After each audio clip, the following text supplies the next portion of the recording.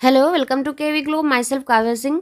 आज की क्लास में हम 9 जनवरी 2023 का करंट अफेयर डिस्कस करेंगे और आज के जो क्वेश्चंस कवर किए हमने आज की क्लास में उनके इनसाइड टॉपिक देख लीजिए। पहले टॉपिक है खेलो इंडिया यूथ गेम्स 2022, प्रवासी भारतीय दिवस सम्मेलन, voice of the Global South summit, भारतीय मानक ब्यूरो स्थापना दिवस, ग्रामीण क्षेत्रों में 122 नए खेल परिसर, 12 करोड़ लोगों का जाति आधारित सर्वे, modular open source identity platform, global partnership for financial inclusion working group, महिलाओं को रोजगार देने के मामले में दक्षिण भारत का शहर टॉप पर है।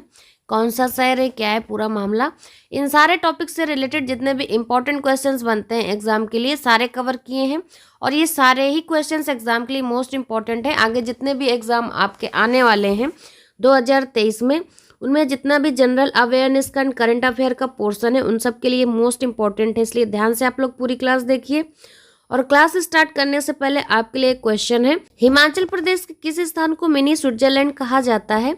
इसके 4 ऑप्शंस दिए हुए हैं, सही आंसर आप लोग कमेंट बॉक्स में कमेंट करके बताइए और क्लास के एंड में इस क्वेश्चन को हम लोग डिस्कस करेंगे। स्टार्ट करते हैं आज की क्लास। पहला क्वेश्चन है, महिलाओं को रोजगार देने के मामले में दक्षिण भारत का कौन सा शहर शीर्ष पर है?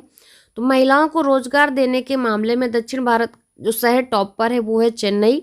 सही आंसर है ऑप्शन डी, चेन्नई। दक्षिण भारत के शहर महिलाओं के रोजगार के मामले में टॉप पर है।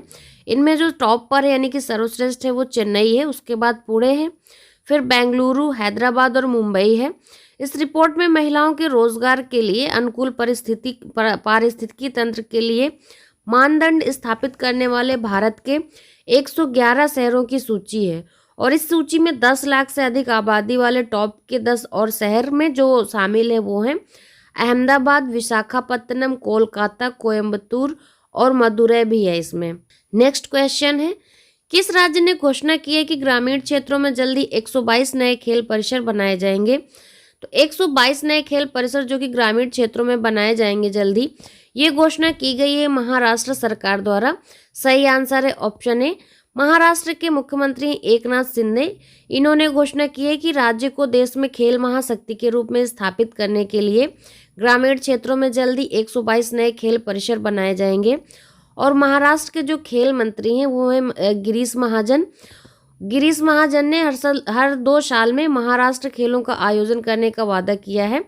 उन्होंने ये भी कहा है कि राष्ट्रीय खेलों के विजेताओं को एक स्वर्ण के लिए 50 लाख रुपए और एक रजत पदक के लिए 30 लाख रुपए और कांस्य के लिए 20 लाख रुपए का नगद पुरस्कार दिया जाएगा। तो ये 3 कैटेगरी के पुरस्कार भी उन्होंने घोषित किए हैं खेल को महाशक्ति बनाने के लिए अपने राज्य में। नेक्स्ट क्वेश्चन है, कौन सा शहर 9 से 11 जनवरी 2023 के बीच G20 के global partnership for financial inclusion working group की पहली बैठक की मेजबानी करेगा? तो ये जो global partnership for financial inclusion working group है, इसकी पहली बैठक की मेजबानी कोलकाता शहर करेगा। और ये कब से कब तक होनी है बैठक? तो 9 से 11 जनवरी 2023 के बीच होनी है। सही आंसर हो जाएगा ऑप्शन ए। G20 को कार्यक्रम जो है ये G20 इसको आगे बढ़ाते हुए G20 इंडिया प्रेसिडेंसी के तहत वित्तीय समावेशन के लिए पहली G20 ग्लोबल पार्टनरशिप की बैठक 9 से 11 जनवरी 2023 कोलकाता में होनी है। ये आयोजन इसका शुरू हो गया है आज से। बैठक में GPFI के सदस्य देश, अतिथि देश और भारत द्वारा जो भी आमंत्रित अंतर्राष्ट्रीय संगठन है भाग लेंगे। और इस बैठक में ये 2 दिवसीय बैठक यानी कि 2 दिन चलेगी 9 से 11। इस बैठक में वित्त समावेशन एजेंडे पर चर्चा आगे बढ़ेगी। क्लास अच्छी लग रही हो तो क्लास को लाइक शेयर करना मत भूलिए। क्लास को ज़्यादा से ज़्यादा शेयर जरूर कर दीजिए आप लोग, जिससे जो भी करंट अफेयर पोर्शन प्रिपेयर कर रहे हैं उनको भी क्लासेस इजीली मिले। नेक्स्ट क्वेश्चन है, किस देश ने 9 देशों के लिए modular open source identity platform नामक आधार जैसा प्लेटफॉर्म विकसित किया है? तो ये जो modular open source identity platform ये विकसित किया है, ये आधार जैसा है और 9 देशों के लिए किया है और ये देश है भारत, यानी कि भारत ने विकसित किया है। सही आंसर है ऑप्शन ए। अंतर्राष्ट्रीय सूचना प्रौद्योगिकी संस्थान बेंगलोर यानी कि IIITB international institute of information technology Bangalore, इसने 9 देशों के लिए आधार जैसी डिजिटल पहचान देने के लिए एक प्लेटफॉर्म विकसित किया है। Modular open source identity platform यानी कि MOSIP, ये एक डिजिटल पहचान प्लेटफॉर्म है। और ये देश कौन से हैं वो देख लीजिए, ये Philippines, Morocco, Sri Lanka, Uganda, Ethiopia, Guinea गणराज्य, Sierra Leone, Burkina Faso, Togolese गणराज्य के नागरिक इस प्लेटफॉर्म पर नामांकन करेंगे। ये सारी कंट्रीज हैं। नेक्स्ट, हाल ही में भारतीय मानक ब्यूरो ने अपने कौन से स्थापना दिवस पर डोर टू डोर अभियान क्वालिटी कनेक्ट के साथ मनाया है? तो भारतीय मानक ब्यूरो ने हाल ही में जो अपना स्थापना दिवस मनाया है 6 जनवरी को मनाया है और एक अभियान के साथ मनाया। ये अभियान था इनका डोर टू डोर अभियान क्वालिटी कनेक्ट के साथ। और ये कौन सा स्थापना दिवस था भारतीय मानक ब्यूरो का? तो ये 76वां स्थापना दिवस था। सही आंसर हो जाएगा ऑप्शन सी 76वें स्थापना दिवस पर मनाया है। भारतीय जो मानक ब्यूरो है ये देश भर में औद्योगिक इकाइयों और प्रयोगशालाओं की जानकारी के लिए एक केंद्रीकृत मंच है। ये देश में परीक्षण सुविधाओं के विश्लेषण को सक्षम करेगा और उद्यमियों को यानी कि जो भी बिजनेसमैन है इनको परीक्षण सुविधाओं के बारे में इंफॉर्मेशन लेने में जो है मदद करेगा। नेक्स्ट क्वेश्चन है, हाल ही में किस राज्य के मुख्यमंत्री ने खेलो इंडिया यूथ गेम्स 2022 के शुभंकर मशाल और गान का अनावरण किया है? तो ये मुख्यमंत्री शिवराज सिंह चौहान जो कि मुख्यमंत्री हैं मध्य प्रदेश के। सही आंसर हो जाएगा option A Khelo India youth games 2022 के 5वां संस्करण है। 5वें संस्करण का जो मैस्कॉट टॉर्च और एंथम है इसका हिंदुस्तान का दिल धड़का दो। इसका अनावरण किया है मुख्यमंत्री शिवराज सिंह चौहान ने। खेलो इंडिया की मशाल जो नाम दिया गया है वो अमरकंटक दिया गया है। इस पर मां नर्मदा की आकृति बनाई गई है। भोपाल के शौर्य स्मारक में सीएम बतौर मुख्य अतिथि शामिल थे, चीफ गेस्ट। इस प्रोग्राम में मुख्यमंत्री ने मंच पर डांस भी किया। 30 जनवरी से 11 फरवरी तक होने वाली इस आयोजन में 13 दिन तक 8 अलग अलग शहरों के 23 गेम वेन्यू में 6000 से ज्यादा खिलाड़ी प्रदर्शन करेंगे। मुख्यमंत्री शिवराज सिंह ने यह भी कहा कि पदक के दावेदार खिलाड़ियों को ट्रेनिंग के लिए 5 लाख रुपए दिए जाएंगे। इसके साथ ही एशियन गेम्स और कॉमनवेल्थ गेम्स में पदक विजेताओं को सीधे डीएसपी बना दिया जाएगा। नेक्स्ट क्वेश्चन है, निम्न में से कौन सा देश Voice of the Global South Summit की मेजबानी करेगा? सही आंसर है option B Bharat. Voice of the Global South Summit की मेजबानी भारत करेगा। विदेश सचिव हैं विनय क्वात्रा।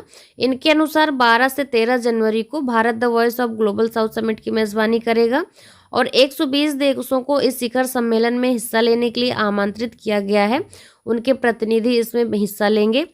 उन्होंने ये भी कहा कि 10 से 20 देश एक सत्र का हिस्सा होंगे और 2 प्रमुख सत्रों की मेजबानी पीएम मोदी ही करेंगे। यानी कि इसके जो 2 स्पेशल सत्र होंगे, सेशन होंगे, वो पीएम मोदी द्वारा ही होस्ट किए जाएंगे। नेक्स्ट, हाल ही में किस राज्य ने 12 करोड़ लोगों का जाति आधारित सर्वे शुरू किया है? तो ये जो जाति आधारित सर्वे शुरू हुआ है ये हुआ है बिहार में। बिहार के मुख्यमंत्री हैं नीतीश कुमार, उन्होंने शुरू किया है। सही आंसर हो जाएगा ऑप्शन बी। और वहाँ ये जो जाति आधारित सर्वे 12 करोड़ लोगों को किया जा रहा है, इसमें जाति और आर्थिक गणना शुरू हो गई है बिहार में। पहले चरण में मकान की गिनती होगी और दूसरे चरण में जाति और आर्थिक गणना होगी। इसके लिए सरकार ने कर्मचारियों को ट्रेनिंग भी कराई है।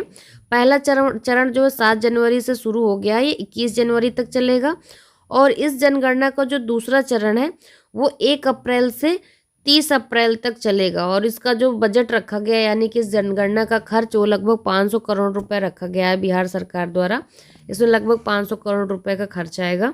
नेक्स्ट क्वेश्चन है, निम्न में से किस देश के राष्ट्रपति प्रवासी भारतीय दिवस सम्मेलन में भाग लेंगे? तो भारत का जो प्रवासी भारतीय दिवस है इसमें भाग लेंगे गुयाना और सूरीनाम के देश के राष्ट्रपति। तो इसका सही आंसर हो जाएगा ऑप्शन डी, यानी कि जिसमें बी और सी दोनों हैं। यानी कि जो राष्ट्रपति हैं गुयाना के वो और जो सूरीनाम के हैं वो। मध्य प्रदेश के इंदौर में होने वाले जो प्रवासी भारतीय दिवस है, यानी कि इस बार का जो प्रवासी भारतीय दिवस है वो मध्य प्रदेश के इंदौर में होगा। इसमें शामिल होने के लिए गुयाना के राष्ट्रपति हैं डॉक्टर मोहम्मद इरफान अली, वो भारत पहुंच भी चुके हैं। ये 8 से 10 जनवरी तक अपनी भारत यात्रा के दौरान दिल्ली, इंदौर, बेंगलुरु, कानपुर, आगरा, मुंबई सहित कुल जो है 6 शहरों की यात्रा भी करेंगे। विदेश मंत्रालय की इन्फॉर्मेशन के अकॉर्डिंग ये प्रवासी भारतीय दिवस 17वां प्रवासी भारतीय दिवस है और इंदौर में जो हो रहा है इसके मुख्य अतिथि भी मोहम्मद इरफान अली ही हैं। क्लास की स्टार्टिंग में आपसे क्वेश्चन पूछा था कि हिमाचल प्रदेश के किस स्थान को मिनी स्विट्जरलैंड कहा जाता है? तो भारत में हिमाचल प्रदेश का एक स्थान है जिसे मिनी स्विट्जरलैंड का नाम दिया गया है और ये कोई और नहीं खजियार जगह है। सही आंसर है ऑप्शन बी खजियार हिमाचल प्रदेश के चंबा जिले में स्थित है। यह समुद्र तल से 1920 मीटर की ऊंचाई पर स्थित है और यह डलहौजी से 24 किलोमीटर दूर स्थित है। तो ये जो खजियार जगह है हिमाचल प्रदेश के चंबा जिले में, इसे मिनी स्विट्जरलैंड कहा जाता है। कल की क्लास के एंड में आपसे क्वेश्चन पूछा था कि देश में बेरोजगारी दर दिसंबर में बढ़कर कितने प्रतिशत पहुंच गई है। तो इस समय देश में बेरोजगारी दर जो है दिसंबर में बढ़ी है वो है 8.3%। सही आंसर हो जाएगा ऑप्शन ए 8.3%। और इस क्वेश्चन का सही आंसर दिया है मोहित कुमार ने, इंदु त्यागी, अंजलि शर्मा, बबलू कुमार, निक्कू, ममता प्रधान, कुंदन कुमार, प्रीति दिवाकर। इन सब लोगों ने इस क्वेश्चन का एकदम सही आंसर दिया है। और आज का क्वेश्चन है आपके लिए, भारत हाल ही में किस देश को पीछे छोड़कर वैश्विक स्तर पर तीसरा सबसे बड़ा ऑटो बाजार बना है। तो इसका सही आंसर आप लोग कमेंट बॉक्स में कमेंट करके बताइए। और क्लास से रिलेटेड अगर कोई सजेशंस है तो प्लीज़ कमेंट बॉक्स में वो भी ज़रूर बताइए। क्लास को लाइक शेयर करना बिल्कुल ही मत भूलिए। क्लास को ज़्यादा से ज़्यादा शेयर जरूर करिए। और जो लोग चैनल पर पहली बार आए तो चैनल को सब्सक्राइब करके बेल आइकन दबाना ना भूलें, जिससे आगे आने वाली क्लासेस आपको ईजिली मिलेंगी। And thanks for watching.